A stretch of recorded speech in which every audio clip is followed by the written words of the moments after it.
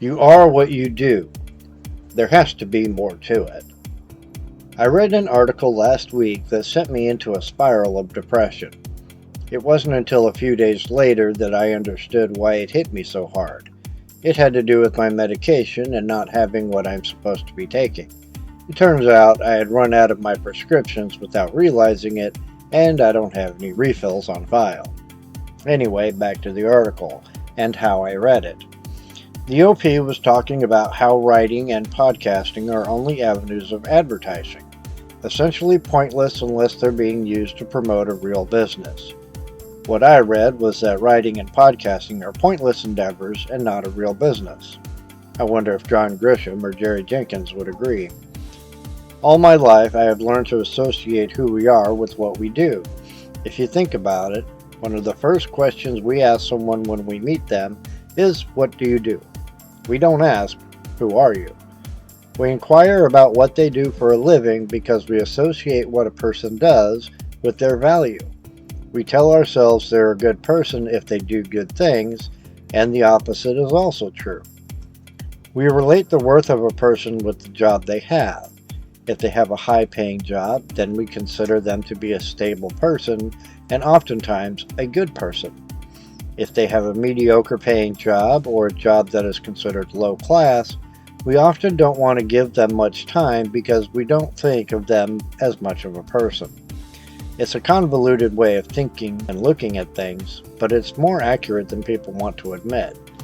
When was the last time you thanked a janitor or considered the feelings of the not-so-hot server? Now, a neurotypical person would have read the article and taken it for what was said. Building a sustainable business needs more than a few books and a podcast. Of course, I'm not neurotypical. Fighting depression, anxiety, and being neurodivergent, my brain read it as writing and podcasting are a waste of time. Most of what I do is writing and podcasting, which means I'm a waste of time. Since I'm not running a business of writing or podcasting, then everything is being a waste of time and energy. You can see how this feeds back into me thinking negatively about myself based on misreading the article. While not doing so well emotionally, but after realizing the root cause of it, the medication issue, I tried to reflect on the article and my perspective of it. I'm pretty sure I irritated someone in the process because I'm always negative.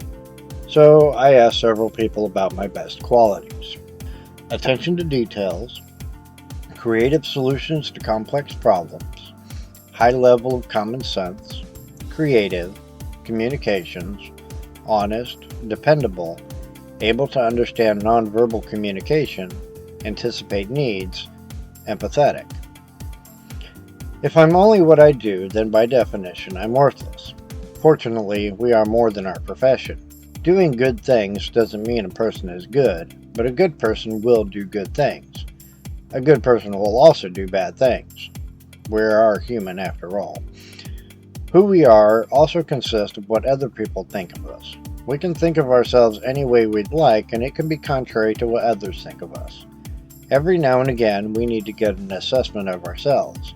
We are not good judges of who we are, and we can't base who we are on what we do. Yes, our core selves will come out in our actions, and, if we're lucky, we'll end up in a profession that best suits and defines us. Until then, life is a journey, and we should be open to constant learning. Asking others what they think of us, like our best or worst qualities, is one way to get to know who we truly are. Thank you for joining us here at Neurodivergent Life. If you've liked what you've heard, be sure to support us by becoming a free or paid subscriber at neurodivergentlife.substack.com. Until next time, keep on living that neurodivergent life.